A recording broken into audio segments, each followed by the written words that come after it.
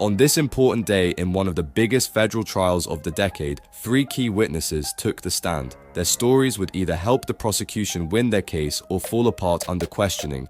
Officer Christopher Ignacio went first. He remembered a December night in 2011 when he got a call about a possible break-in at rapper Kid Cudi's house. What he saw that night, a black Escalade driving away fast in the dark, would later become an important piece in a much bigger puzzle of threats and violence.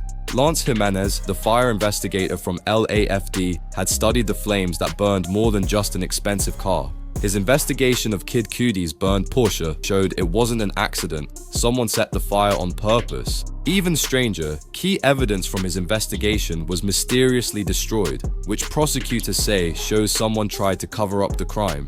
Deonte Nash, the celebrity stylist who worked closely with Cassie Ventura, had the hardest story to tell. His testimony would take jurors inside private moments of fear, describing threats to release private videos and a desperate escape he helped with when violence broke out behind closed doors. Each witness told a different part of the story, police officers documenting what happened after crimes, and an insider who saw the private moments where power turned dangerous. The courtroom went quiet as these 3 men prepared to tell their stories under oath, knowing their words could decide the fate of one of music's most powerful figures.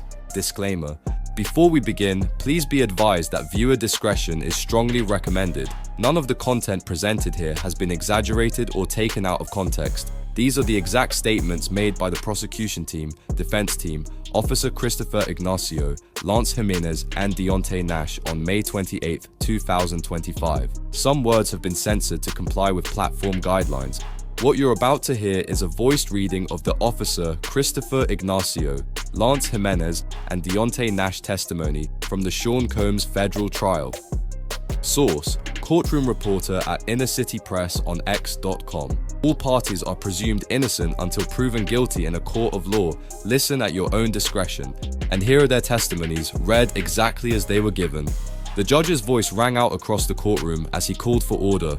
"Let's bring our jury in. All rise." The assembled crowd rose to their feet as the jurors filed through the door, taking their seats in the jury box with quiet shuffles and the soft creak of wooden chairs. The government calls LAPD officer Christopher Ignacio. Officer Ignacio made his way to the witness stand, his footsteps echoing in the hushed courtroom as all eyes followed his measured stride to the front. What is a radio call? Someone calls 911 and it gets sent to next available PD unit on duty. On December 22nd, 2011. What was your shift? 6 a.m. to 6 p.m. in a marked police vehicle. What do you remember? Got a call around 8 a.m. code 3 with lights and sirens to 8925 Hollywood Hills Road. What did you find there? An Escalade. I memorized the license plate. Why? I thought it could be involved in a crime, the way it left as soon as we got there. Why didn't you go after it? We didn't have a crime. Yet. The front door was unlocked. We went in. What did you see? High-end watch and purses, some wrapped, some unwrapped. 2 detectives showed up. When we came out, I saw the same black Escalade now driving down the hill. Then what? Mr. Cudi arrived in the Porsche. You ran the plate of the Escalade? Yes, it came back as bad boy records. No further questions? Cross-examination, Mr. Steele. This was 13 years ago, right? Yes. You read your partner's report? Yes. The streets there are dead ends? According to the map. It's a beautiful neighborhood, right? Cul-de-sac? Sure. You don't follow the car as it drives away, right? Right? Do you see a Porsche? I don't know.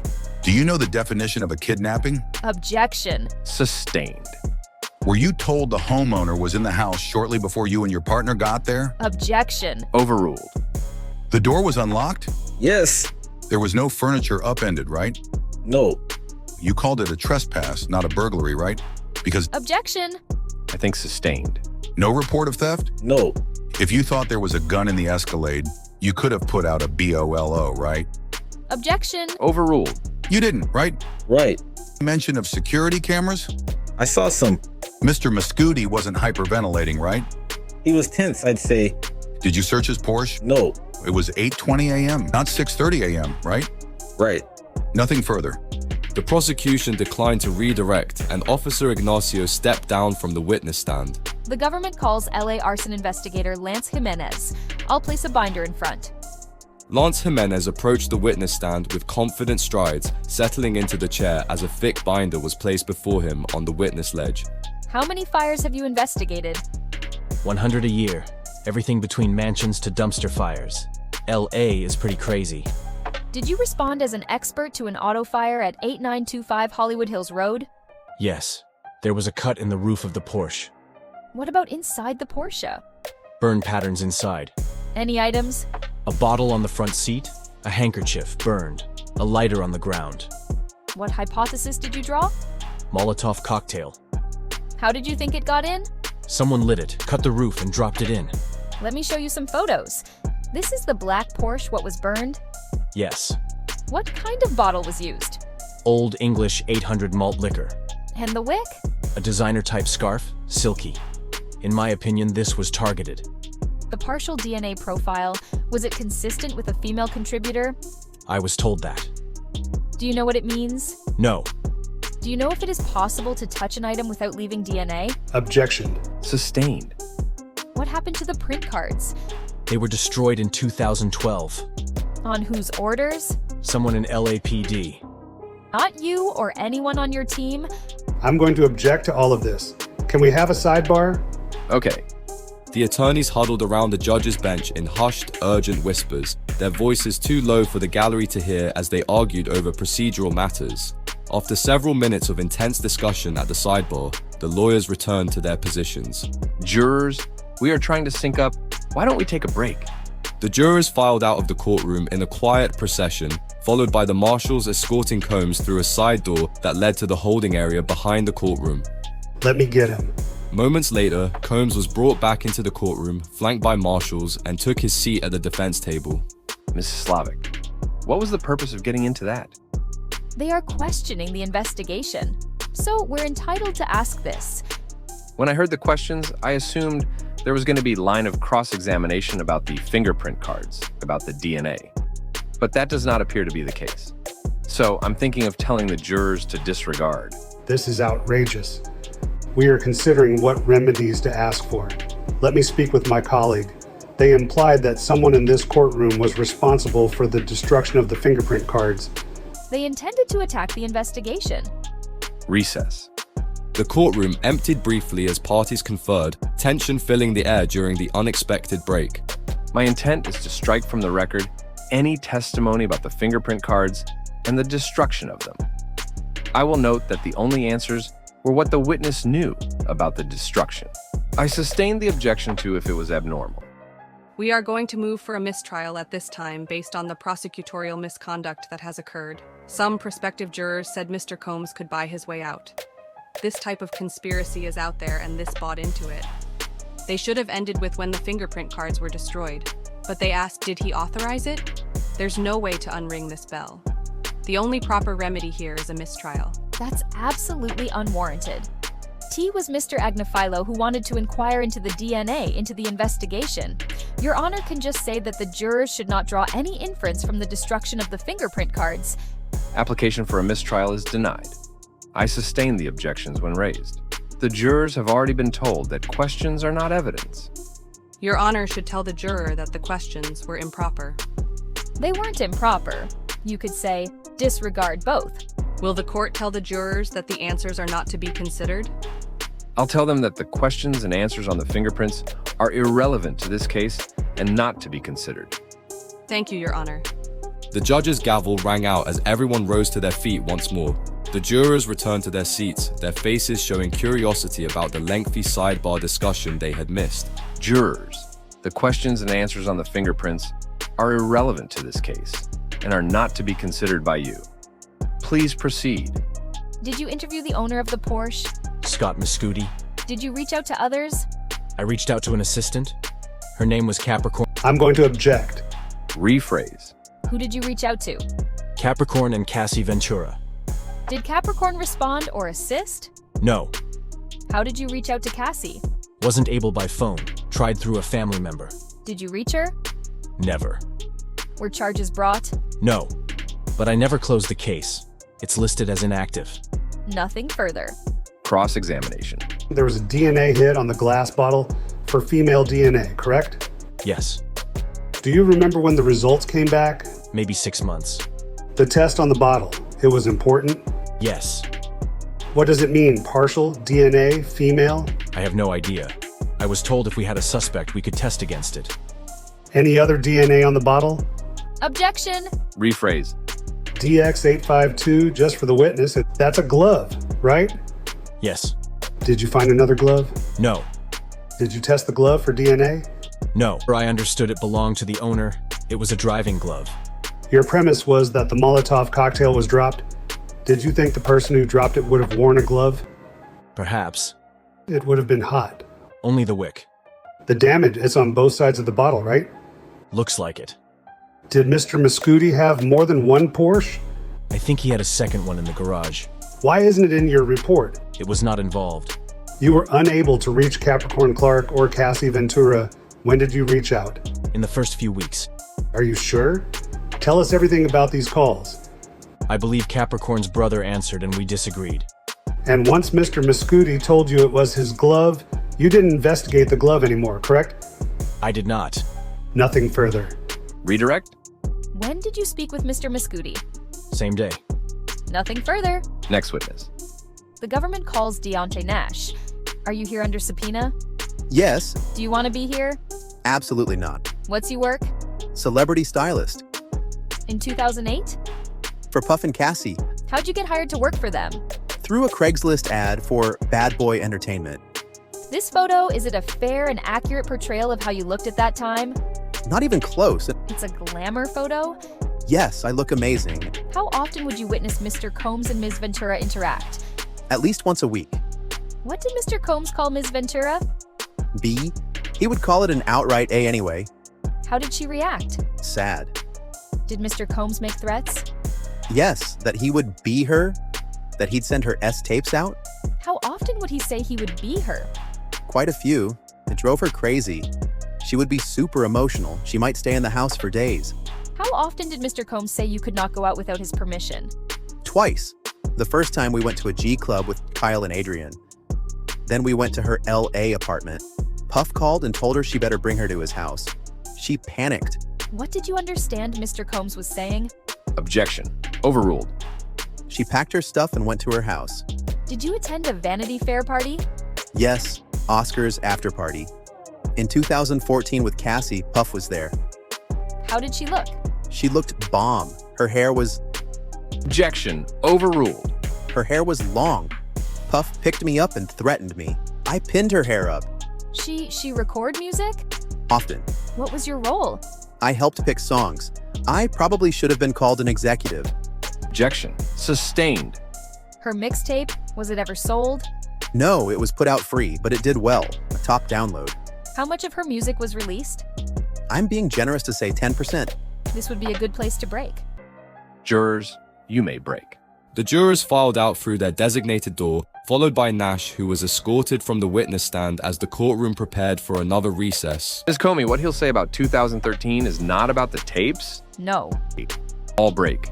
The courtroom emptied as attorneys, staff, and observers stepped out for the break, conversations buzzing in low murmurs. Nash was brought back to the witness stand as the court prepared to resume, followed by the return of the jury, who settled back into their seats with quiet anticipation.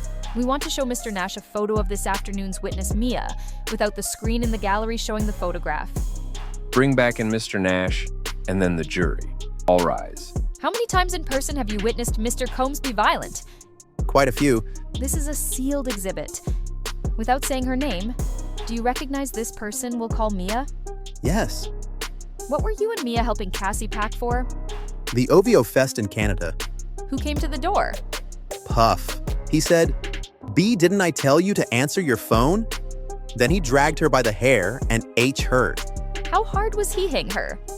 Objection. Overruled. Very hard. We ran to the bedroom, but Puff pushed it open.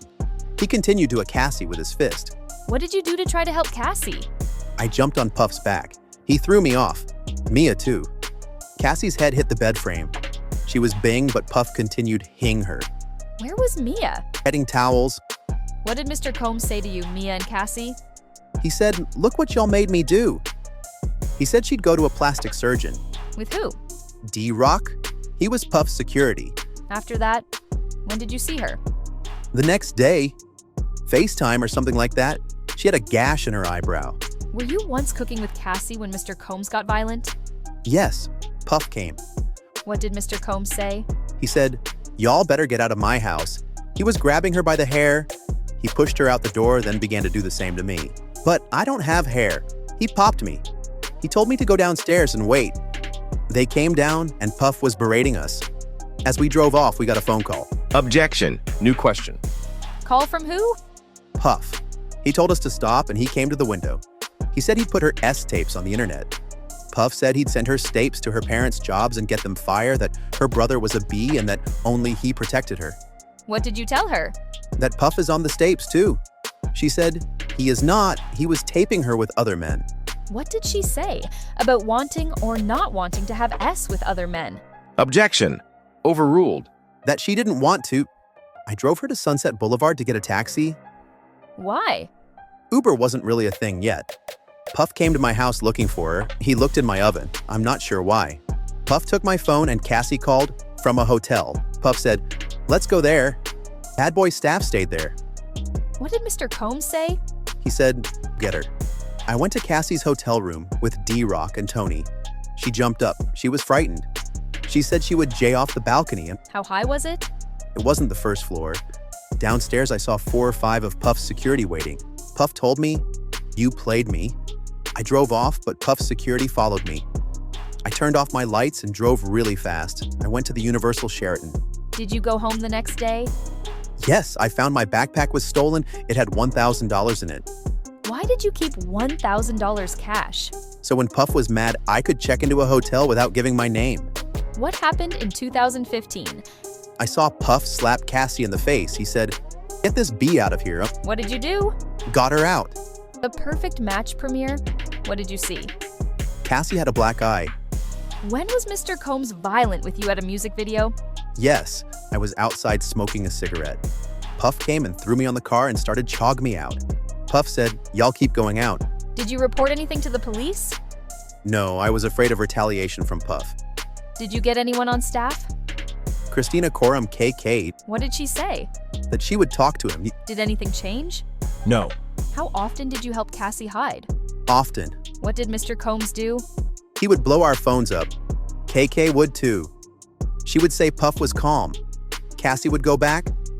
Did Cassie tell you she was going to a hotel with Mr. Combs?